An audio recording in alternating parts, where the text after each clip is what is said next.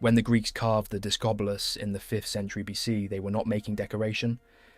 The sculptor Myron took a single moment, an athlete at the apex of his throw, weight transferred, discus arm extended behind him, the entire body torqued into a shape that exists for less than a second in real life, and fixed it in bronze so that it would last forever.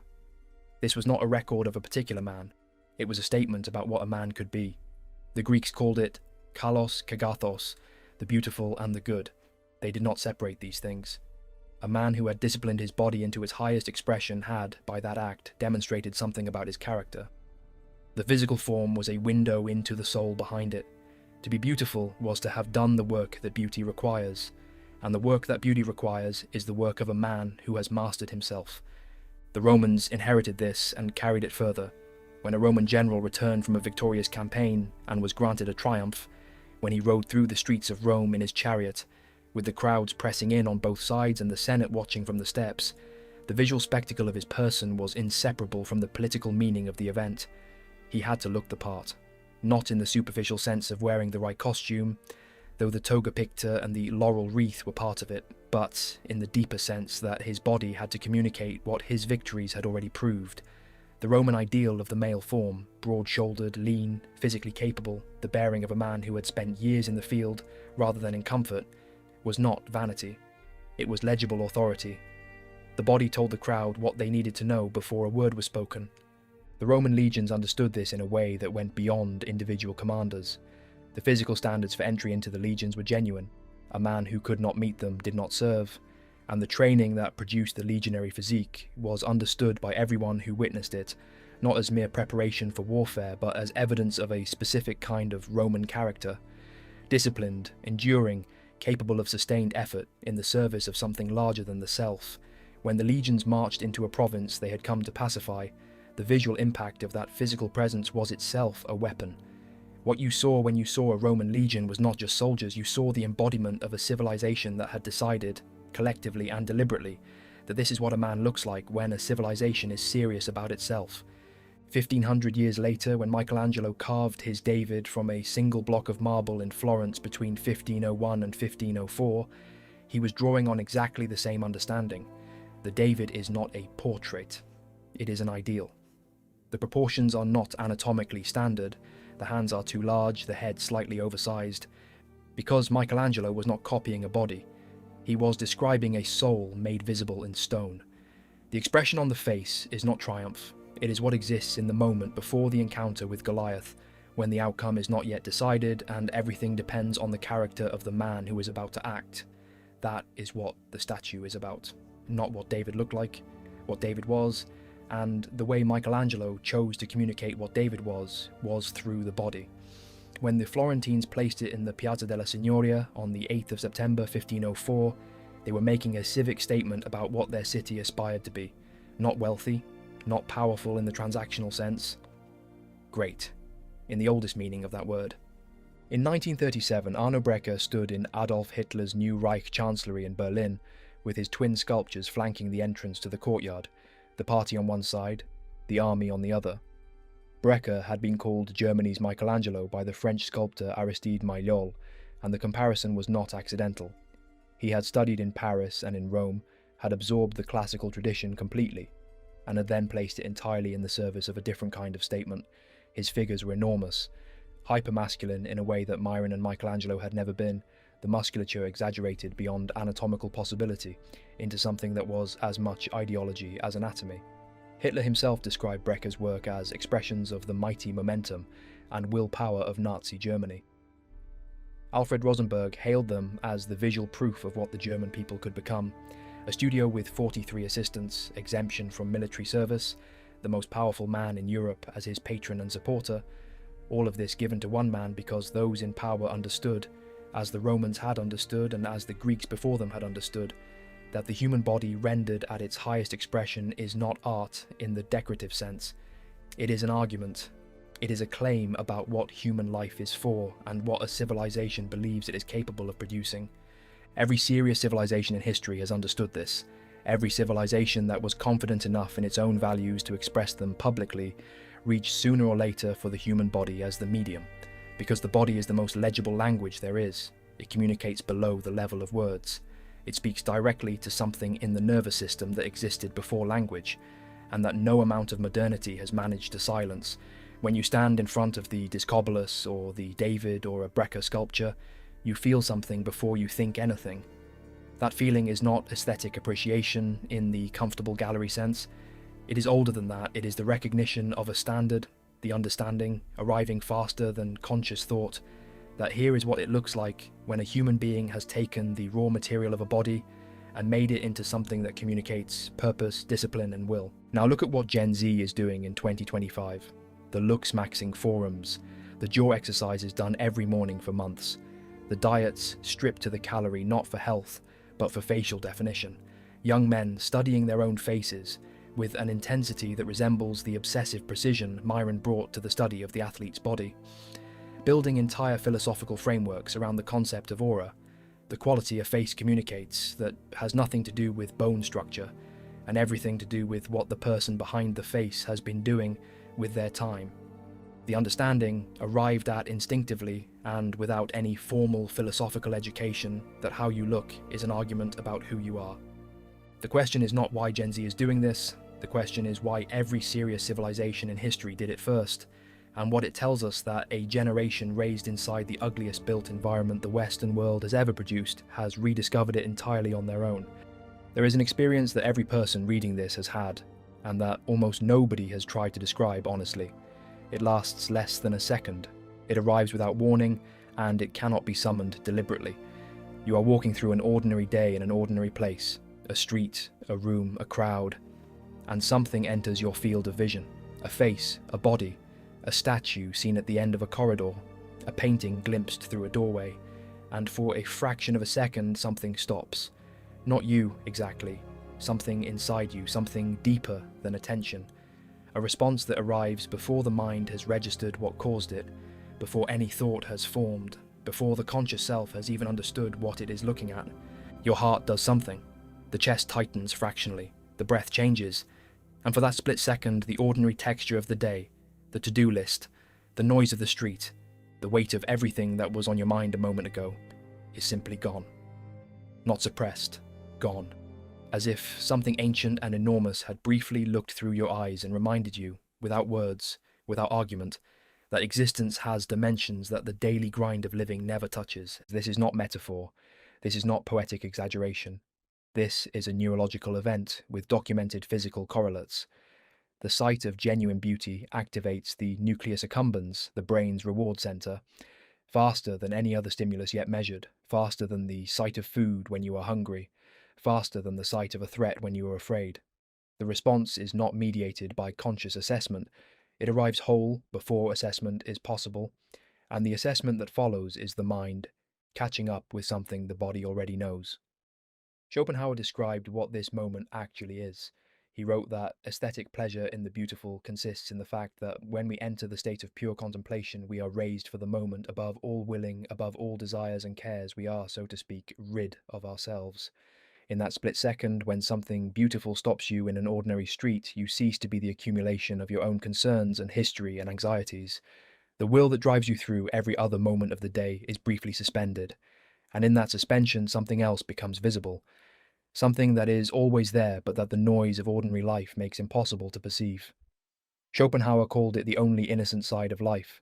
He was right about what it is, even if he was pessimistic about what to do with it. Plato went further. He argued in the Symposium that the experience of beauty is not merely pleasant but transformative. His teacher Diotima, as Socrates reports her, described a ladder that the philosopher ascends, from the beauty of a single body, to the beauty of all beautiful bodies, to the beauty of souls, to the beauty of activities and laws, to the beauty of knowledge, until at the top of the ladder the philosopher glimpses something that does not come and go, that does not increase and decrease, that is not beautiful in one way and ugly in another, that is not beautiful at some times and not at others, but beauty itself, pure, unmixed, not contaminated by human flesh or colours or other mortal rubbish. He wrote that beauty shines out, and that in its radiating it appears and manifests itself, and through this manifesting transforms the person who encounters it by delivering them into philosophizing, questioning, searching. The split-second feeling when a beautiful face stops you in the street is the bottom rung of that ladder. It is the animal recognition, the biological signal, the nervous system reading health and symmetry, and the evidence of a life lived in a particular way. But it is also the first note of something that has been sounding since before human consciousness existed, and that civilizations have been trying to capture in stone and paint and music and architecture ever since. The moment when beauty shines out, to use Plato's phrase, is the moment when the present external scenario, the street, the noise, the weight of the ordinary, briefly dissolves. And what it is replaced by, for that fraction of a second, is something ancient, something that recognizes what it is seeing because it has always known what it is looking for, even when it could not name it. This is why the statue of a warrior stopped people in ancient Rome with the same force that it stops people who encounter it in a museum 2,000 years later. It is not culturally mediated, it is not learned. The recognition is immediate and physical, and the same in every person who encounters it regardless of their background or education or cultural context, because what the statue is communicating is not a cultural message. It is a message about what a human being looks like when they have taken their existence seriously, when they have treated the raw material of the self as something worth developing toward its highest expression. And that message is received by every nervous system that encounters it with the same speed and the same force and the same brief electric interruption of the ordinary. This is the force that Gen Z is reaching for in the mirror. Most of them cannot name it, but they can feel it. They know what it is to see something beautiful and feel, for that split second, the ancient reminder of what is possible. And they are trying, in the only arena left to them, to become the thing that produces that feeling in others, to be the interruption in someone else's ordinary day, to be the thing that makes the heart skip for a moment and the mind go briefly quiet, not out of vanity, out of the oldest human understanding of all, that the beautiful life is the serious life, that beauty and will and purpose are not separate things but the same thing seen from different angles. And between 1750 and 1930, if you asked any educated person in the Western world to describe the purpose of art, they would have told you without hesitation that the purpose was beauty. Not self-expression, not the disruption of expectations, not the interrogation of received ideas. Beauty. The poet, the sculptor, the composer, the architect, all of them understood their craft as the pursuit of something that existed outside themselves and above them, something they were trying to reach and render visible for the people who would encounter their work. This was not a naive or primitive understanding.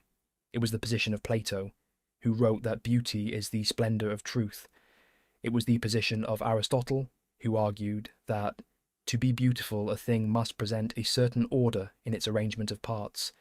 It was the position of Aquinas, Dante, Shakespeare, Bach, Beethoven, and every serious mind in the Western tradition for 2,500 years. Then, in the early 20th century, something changed. Not gradually, with a deliberateness that is still remarkable to examine. Marcel Duchamp placed a urinal in an art gallery in 1917 and titled it Fountain, and submitted it for exhibition. He was making a satirical point about the pretensions of the art world, and his point was valid enough on its own terms, but what followed from it was something he probably did not intend and could not have anticipated. His gesture was absorbed by the art establishment not as a critique, but as a permission slip. If anything could be art simply because an artist declared it so, then the pursuit of beauty was no longer necessary. The skill, the discipline, the years of practice required to render something beautiful, all of that became optional. And optional, in the cultural logic of the 20th century, meant gradually disposable. Roger Scruton, the British philosopher who spent 50 years arguing against exactly this development, described the result with a clarity that nobody has improved on. He wrote that art once made a cult of beauty and now makes a cult of ugliness instead, and that this has made art into an elaborate joke that by now has ceased to be funny. He wrote that beauty is vanishing from our world, because we live as though it does not matter. He died in January 2020 without seeing the generation that would prove him right in the strangest possible way, but he had already identified the mechanism. The professional art world had spent a century training itself and its audience to regard the pursuit of beauty as unsophisticated, as the preference of people who had not understood that originality was the real value, that shock was the real currency, that beauty was a bourgeois concern, that serious minds had moved past, and that training had consequences beyond the gallery. The same ideology that declared beauty irrelevant in art declared it irrelevant in architecture. The modernist architect who rebuilt European and American cities after the Second World War did so with a philosophy that treated ornament as crime. That was the actual phrase used by the Austrian architect Adolf Loos in 1908, ornament is crime, and that treated beauty as a secondary consideration to function and efficiency. What they built across the post-war decades was the world that Gen Z was born into. The brutalist housing estates that line the edges of every British city, concrete towers in which the material itself communicates nothing except the minimum cost per square metre, the glass box office buildings that have replaced the Victorian and Edwardian buildings that once gave city centres their character and their human scale, the American strip malls, the chain restaurant high streets, the retail parks surrounded by car parks, the fast food signage that makes every town in the country look like every other town in the country. Scruton was specific about what was lost and why it mattered. He wrote that without mouldings, no space is articulate, edges become blades, buildings lose their crowns, walls lose their direction, windows and doors cease to be framed openings in a considered surface and become mere holes in a wall. Nothing fits, nothing is emphasized or softened. Everything is sheer and stark and cold. He was describing the grammar of beautiful buildings, the way that ornament and proportion and the careful articulation of surfaces create a relationship between a building and the human beings who encounter it, a relationship that says something about what those human beings are worth. A Victorian town hall, with its columns and its cornice and its careful stonework, says something. A glass box on the same site says something different. What it says is that the people who built it did not think you were worth the effort of beauty. That communication is received. Not always consciously, but always. Research conducted over the last 30 years has consistently found that the built environment has measurable effects on the mental health of the people who inhabit it. Studies examining communities in high-density brutalist housing versus communities in more humanly scaled traditional architecture have found higher rates of depression, anxiety, and social withdrawal in the brutalist environments, even when controlling for income and other social factors. The ugliness is not neutral. It communicates to the people who live inside it that nobody thought they were worth making something beautiful for, and that message lands at the level of the nervous system before it reaches the level of conscious thought. The organism responds to its environment, an environment that signals decay and disorder, and the absence of care produces an organism in a state of low-grade defense. An environment that signals order and beauty and the evidence of human striving produces something different. This is not a cultural preference, it is a biological response to information that the environment is constantly broadcasting. There is a reason that when people describe their happiest memories, they almost always describe places that had a specific quality of beauty. A particular street in a particular city, a room that had been arranged with care. The beauty of those places is inseparable from the memory. And there is a reason that when young people today describe the environments they inhabit, they do not use that language. The high street of every medium-sized English town, the arterial roads lined with Greggs and William Hill and Sports Direct and Wetherspoons, every facade a different attempt to make cheapness look like value. The new housing developments on the edges of cities where the houses are made of materials chosen for their cost rather than their appearance, each one identical to the last, the streets named after the fields they destroyed. These environments do not inspire. They do not communicate aspiration. They communicate the opposite. They say that this is what life is and this is all it will be. A generation grows up inside that landscape, and rather than accepting it as the condition of existence, they turn to the mirror. Before anyone thought about beauty, beauty existed. The peacock's tail is one of the most expensive structures in the animal kingdom. It costs enormous energy to grow and maintain. It makes the peacock slower and more visible to predators, and more vulnerable in every practical sense. By the logic of pure survival, it should have been eliminated from the species millions of years ago. It was not eliminated because the peahen finds it beautiful, and the peahen's preference for it is not arbitrary. The tail is a signal. The male who can afford to carry something that costly and still survive is demonstrating genetic quality, strength, the surplus capacity to bear a burden that would kill a weaker animal. The peahen's aesthetic response is a deeply accurate biological measurement instrument. She is reading genetic fitness through the medium of beauty. Darwin identified this mechanism in The Descent of Man in 1871, and was largely ignored for a century because it required scientists to concede that non-human animals possess what Darwin called a sense of the beautiful. That felt like anthropomorphism. It was not. It predates humanity by hundreds of millions of years. The bowerbird of Australia and New Guinea builds structures purely to be beautiful. The male constructs elaborate bowers, sometimes over a metre tall, out of sticks, decorating them with flowers, berries, stones, feathers, shells, arranging everything by colour and pattern with a precision that genuinely resembles artistic intention. He will rearrange objects for hours until the composition satisfies something in him. He will steal beautiful objects from neighbouring bowers. He will destroy rival bowers that threaten to be more attractive than his own. The bower has no function except beauty. It does not shelter him. It does not protect him. It exists entirely to be looked at and judged. The female bower bird inspects dozens of bowers before choosing. She has standards. She prefers the more elaborate, the more symmetrical, the more carefully arranged. And males who build better bowers father healthier offspring. The beauty is a genuine signal of something real. Research published in the journal Nature demonstrated that the preference for symmetry in visual signals evolved because symmetry indicates the quality of the individual displaying it. A symmetrical face or body is the product of a development process that was not disrupted by genetic errors or environmental stress during growth. The nervous system has been calibrated by millions of years of selection to read symmetry as health and asymmetry as vulnerability. This calibration operates before conscious thought. It is faster than any decision the mind makes. When you see a face and feel something about it, the feeling arrives before the assessment. The assessment is the mind catching up with something the body already knows. You feel this asymmetry of response in the most everyday circumstances. You do not feel bad killing a cockroach. The moment you see one, you reach for the nearest shoe without a moment's deliberation. You do not experience this as a moral failure, but you would hesitate to kill a butterfly. Something in you resists it. The raising of your hand to swat one produces a resistance that has nothing to do with conscious thought. A study examining this asymmetry found that participants across multiple cultures rated the killing of admired animals, butterflies, canaries, koalas, as morally wrong in a way they did not rate the killing of cockroaches and vultures and rats. The admired animals were in every case the beautiful ones. The resistance to harming them was not taught. It was read from the appearance directly into the nervous system, bypassing conscious moral reasoning entirely. The butterfly has bilateral symmetry, graceful movement, colours that signal health. It sends every signal that the nervous system has been calibrated across millions of years to read as good. The cockroach sends the opposite signals. Your body knows the difference before your mind has a thought about it.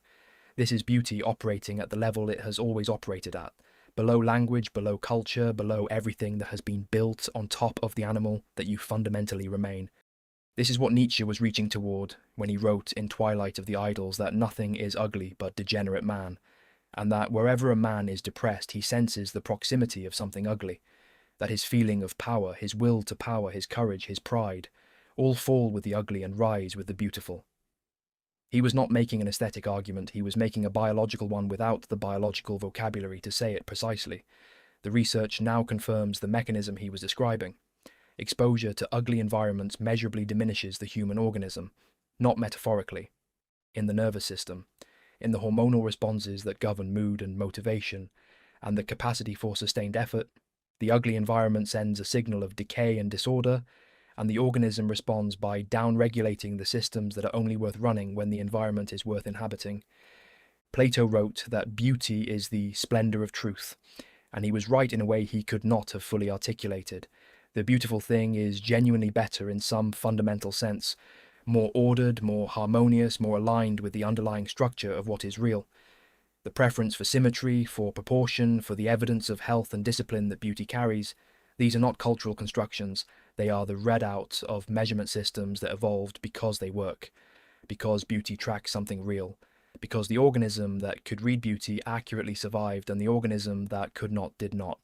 No civilization in modern history thought more seriously or more systematically about beauty than Germany. Not because German culture was uniquely aesthetic, Italy could dispute that claim, but because Germany produced, between approximately 1780 and 1900, the most rigorous philosophical literature on aesthetics that any civilization has ever generated.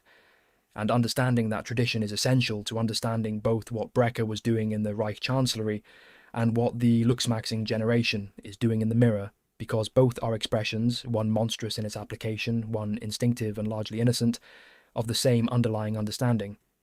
Friedrich Schiller, the German playwright who wrote the Ode to Joy that Beethoven set in his Ninth Symphony, and that became the European anthem, published in 1795 what he called Letters on the Aesthetic Education of Man. He had spent years reading Kant's philosophical work, and found that something was missing from it. Kant had argued that the rational faculty and the sensory faculty were fundamentally separate, that the moral law governed the rational self and had nothing to do with the sensory experience of the world. Schiller thought this was wrong, and that the gap between them was not inevitable, but was a problem to be solved, and that the solution was beauty. He argued that beauty is the bridge between the sensual and the rational in human beings, that a person who has been genuinely educated in beauty is a person whose lower nature has been brought into harmony with their higher nature, that the cultivation of aesthetic experience is not decoration but the mechanism by which a human being becomes what they are capable of becoming.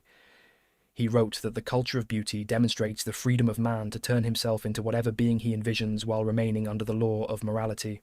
Beauty as freedom, beauty as the process of self-becoming.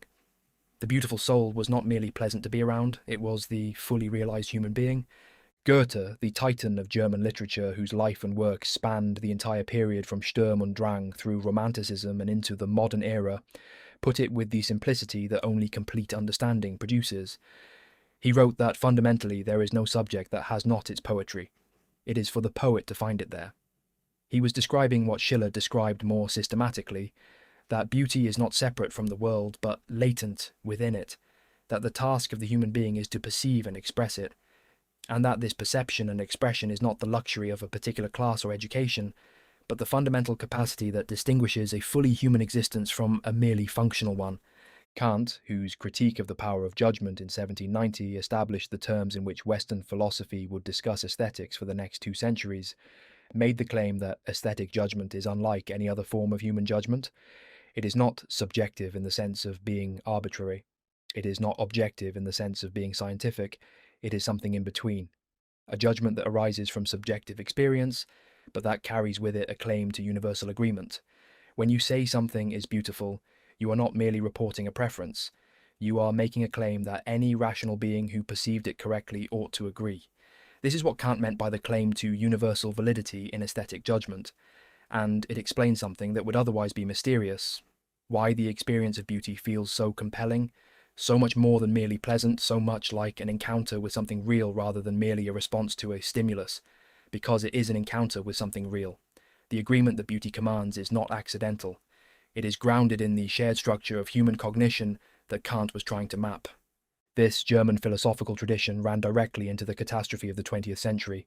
Nietzsche drew heavily on Schopenhauer's aesthetic theory and Schiller's concept of the Dionysian and the Apollonian. Brecher drew on the classical tradition filtered through 2 centuries of German philosophical reflection on beauty and the ideal human form. The Nazi aesthetic project was, in its own perverted way, a genuine attempt to apply the German philosophical tradition about beauty and the human form to political reality. It was monstrous in its application. It used beauty to serve domination and exclusion. But the instinct that reached for beauty as a political language was not invented by the Nazis. It was inherited from the deepest tradition of Western civilization, and from the specifically German philosophical elaboration of that tradition. Understanding this does not excuse anything, it explains something important, that the drive to express political and civilizational values through beauty is not the invention of totalitarianism. It is as old as the Parthenon. What totalitarianism does is conscript that drive into the service of power and exclusion. What a genuine civilization does is direct it towards something that elevates everyone who encounters it. The difference is not in the drive itself, it is in what the drive is serving. The SS uniform was designed in 1932 by Karl Diebitsch, a trained artist who had studied at art schools before the First World War, earned the Iron Cross in combat, and spent years as a Munich painter and graphic artist before joining the Nazi movement. He worked with graphic designer Walter Heck, who also created the SS Sig runes, the 2 lightning bolt symbols, for which he was paid 2.5 Reichsmarks. The uniform was manufactured by Hugo Boss's factory using forced labour from concentration camps. But the design was Diebitsch and Heck's, and the design was not functional, it was aesthetic. They looked back to the Prussian cavalry, specifically the hussars of Frederick the Great's era, who had worn black uniforms with skull insignia since the 18th century, and built something that drew on 2 centuries of European warrior aesthetic tradition, while making something entirely new. Himmler screened applicants to the SS for physical perfection, with a rigour that had no equivalent in any other military institution in the world.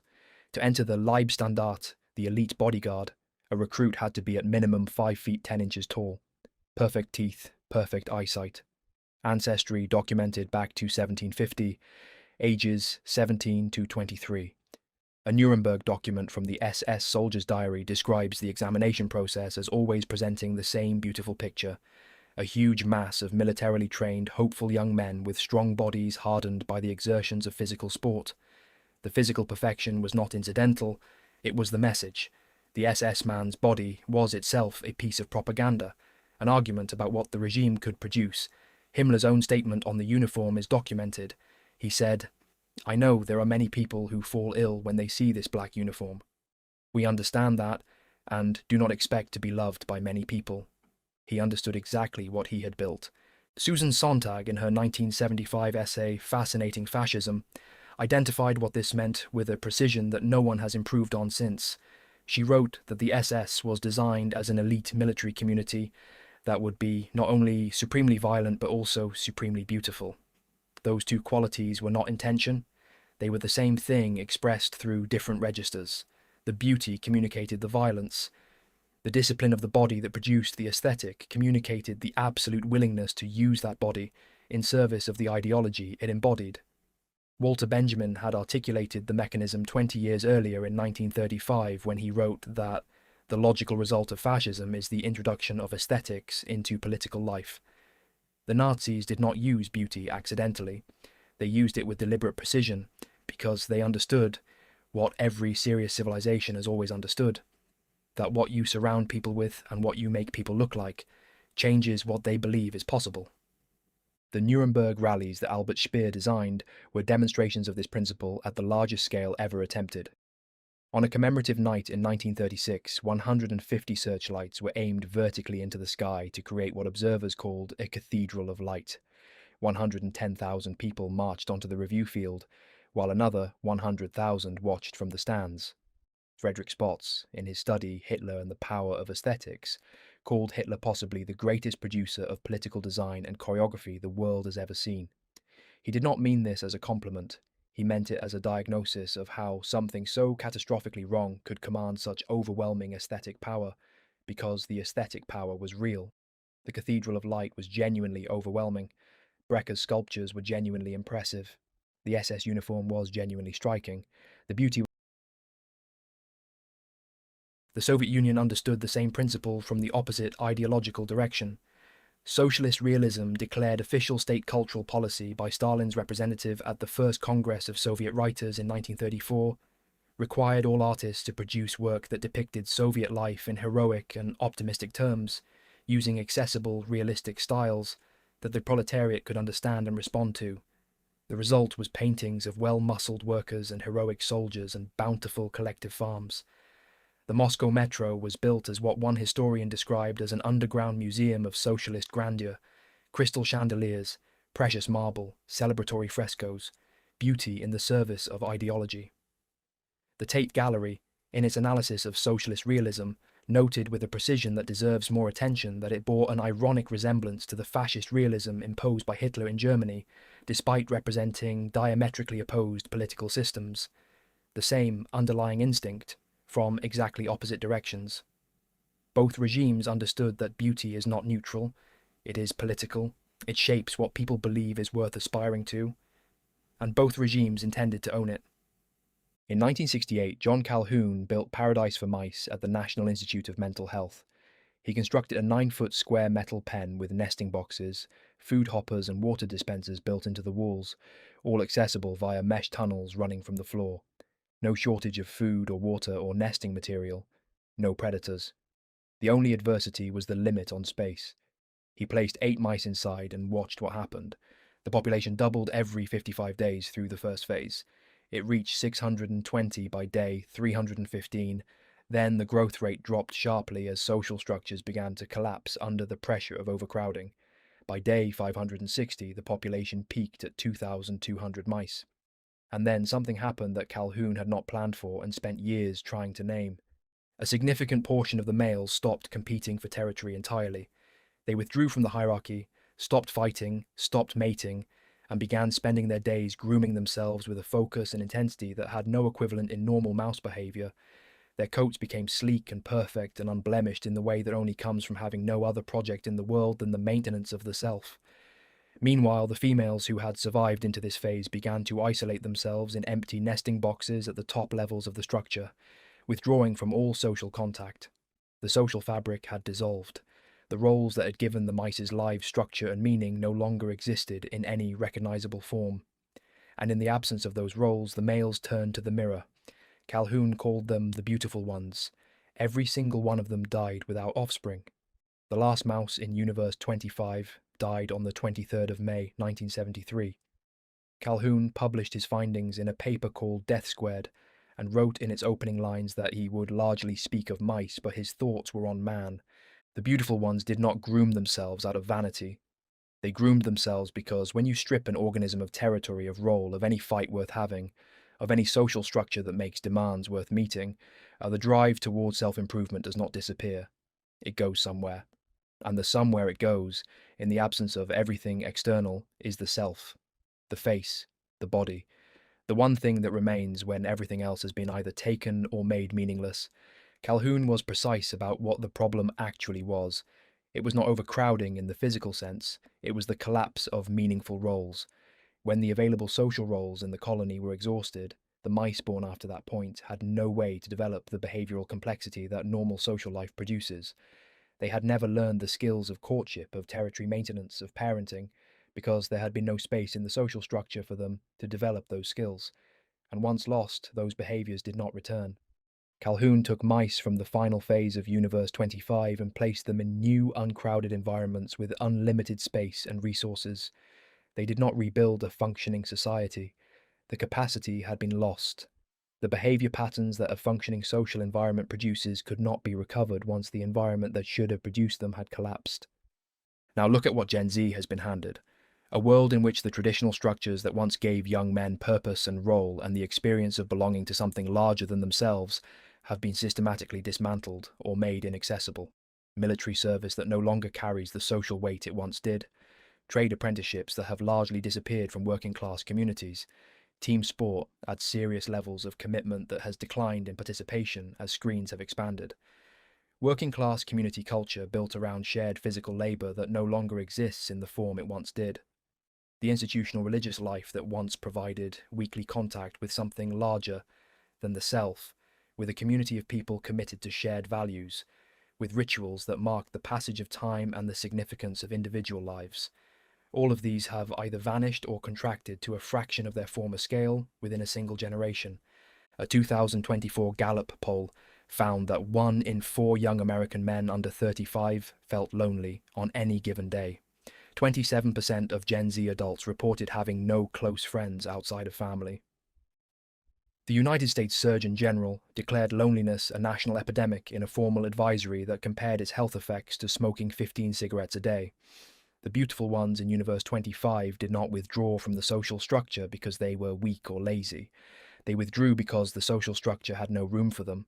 The roles were occupied. The territory was taken. And when there is nowhere to go in the world, the mirror is always available. Schopenhauer argued in The World as Will and Representation in 1818 that ordinary life is suffering driven by the will, an endless cycle of desire that is never fully satisfied, that produces a new desire the moment it achieves its object, that keeps the organism in a permanent state of striving that is also a permanent state of dissatisfaction. He identified only 2 escapes from this condition. The first was the saint, who transcends desire entirely through ascetic practice.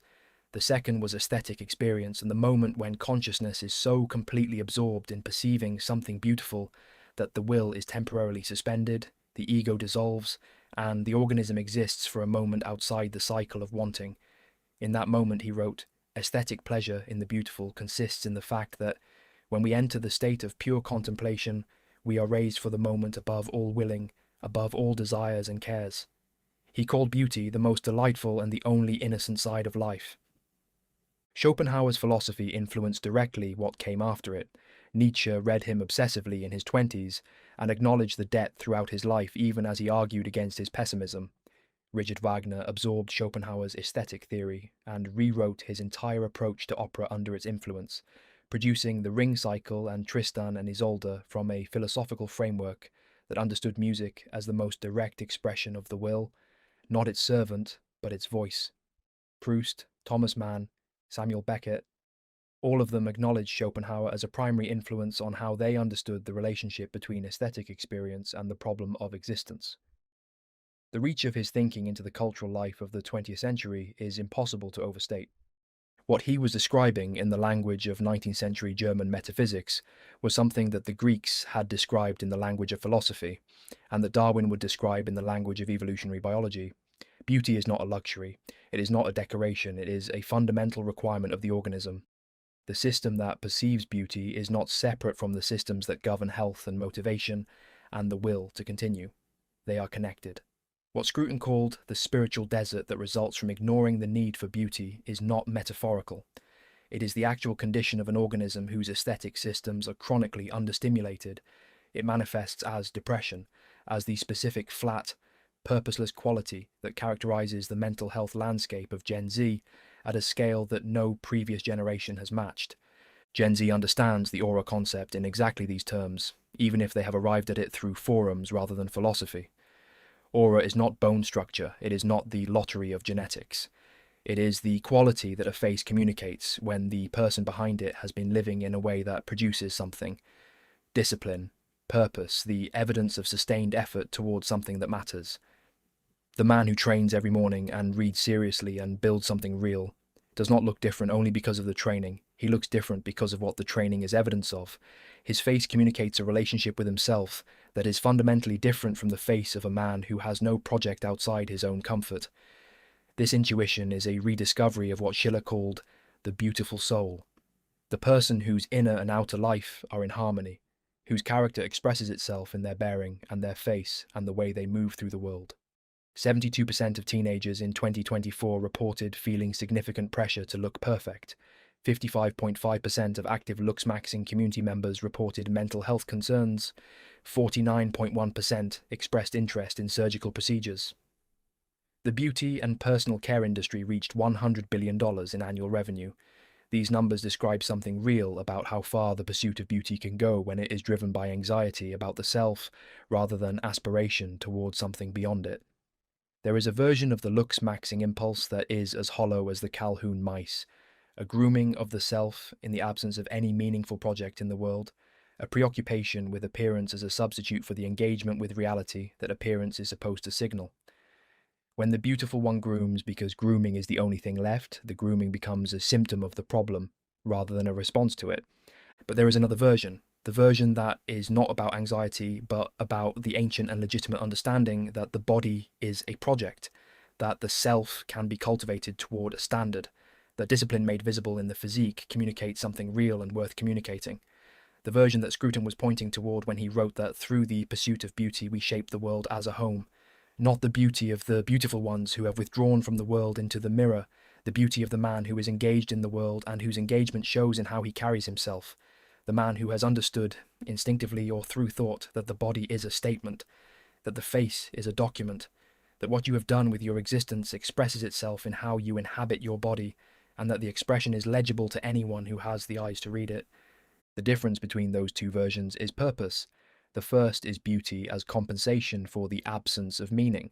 The second is beauty as the expression of meaning that already exists. The first produces the looks-maxing community at its most anxious and its most self-destructive. The jaw surgery at 19, the crystal meth for leanness, the obsessive measurement of facial ratios against standards that exist nowhere in nature. The second produces the Roman legionary, the Florentine sculptor, the athlete who trains not to look at himself but to be equal to whatever the world demands of him. The same drive, entirely different in what it is serving. When a civilization stops producing beautiful things, it is saying something about itself, not accidentally, not as an oversight. It is making a statement, whether it intends to or not, about what it believes human beings are worth, about whether the people who inhabit its buildings and walk its streets and live inside its culture are worth the effort of beauty. And that statement is received. Not always consciously, but always. Scruton spent the last 20 years of his life arguing specifically about architecture because he understood that architecture is the art form that nobody can opt out of. You can choose not to visit a gallery. You can choose not to listen to music you find ugly, but you cannot choose not to inhabit the built environment. It is the air you breathe aesthetically. The buildings around you communicate all day, every day, whether or not you are paying attention about what the people who built them thought of you. A building with proportion and ornament and materials chosen for their beauty says one thing. A building with none of those qualities says another. And the cumulative effect of spending a life inside environments that say you are not worth making things beautiful for is measurable. The research confirms it. Depression, anxiety, the withdrawal from public space, the specific social pathology that Calhoun observed in his mice, the Victorian and Edwardian buildings that survive in every British and American city are still beautiful, not because tastes have changed and we now appreciate them ironically, but because they were built by people who understood that the people who would use them were worth making something beautiful for. The craftsmanship, the proportion, the attention to detail in the stonework and the ironwork and the brickwork, all of it communicates a relationship between the builder and the person who would inhabit what they built. A relationship of respect, the acknowledgement that human beings need beauty, and that providing it is not indulgence but duty. The buildings built after the decision to abandon beauty was made communicate something different. The efficiency of the material, the cost per square metre, the fact that the same building could be anywhere, could be anyone's, could have been produced by anyone for anyone. The anonymity is not accidental. It is the product of a philosophy never fully articulated, never openly defended, simply enacted in building after building across the post-war decades, that beauty is not something ordinary people require, that the provision of basic shelter and basic function is sufficient, that aspiration towards something more than the functional is either impossible at scale or not worth attempting. This is the world Gen Z inherited. The towns and cities and housing estates and high streets and office parks that surround them, the ugliness that communicates in every direction that nobody thought they were worth the effort of beauty, and they have responded not with acceptance, not with the passive consumption of the ugliness as normal, but with a turn toward the only canvas that remained, themselves. Dostoevsky wrote that beauty will save the world from a Siberian labor camp where he was not allowed an inkwell, and composed in his head at night, so he would not forget. He was not speaking from comfort. He was speaking from the specific knowledge of what it costs a human being to be deprived of beauty, and from the conviction arrived at through that deprivation that the need for beauty is not optional. It is as fundamental as the need for food. A person can survive without beauty in the way that a person can survive on subsistence rations, technically alive, technically functioning, but diminished in ways that are visible to anyone who looks carefully enough. Alexander Solzhenitsyn addressed Dostoevsky's line in his Nobel Prize speech in 1970 and concluded that it was not a careless phrase, but a prophecy. Because a genuinely beautiful thing forces even an opposing heart to surrender, it bypasses the defenses that ideology builds around itself and touches something underneath that was there before the ideology and will be there after it collapses. Beauty cannot be built on a lie the way a political argument can. It either is or it is not. The nervous system knows the difference before the mind has a chance to be deceived. Plato called beauty the splendor of truth. Nietzsche called ugliness the mark of degeneration. Schopenhauer called beauty the only innocent side of life. Scruton called it a universal need. Darwin showed that it predated humanity entirely. Schiller argued that the cultivation of beauty is the mechanism by which a human being becomes what they are capable of becoming. Kant argued that when you call something beautiful, you are making a claim that any rational being ought to agree with, that beauty is not merely subjective but points toward something universal that all human minds share, and a generation born into the ruins of a culture that spent a century insisting none of this was true has demonstrated, through the most unlikely possible means, through mewing and looksmaxing and jaw exercises and the concept of aura and the obsessive study of their own faces, that they were right all along. The Greeks knew, the Romans knew, Michelangelo knew. The men who carved the Discobolus and built the Parthenon and placed the David in the Piazza della Signoria knew.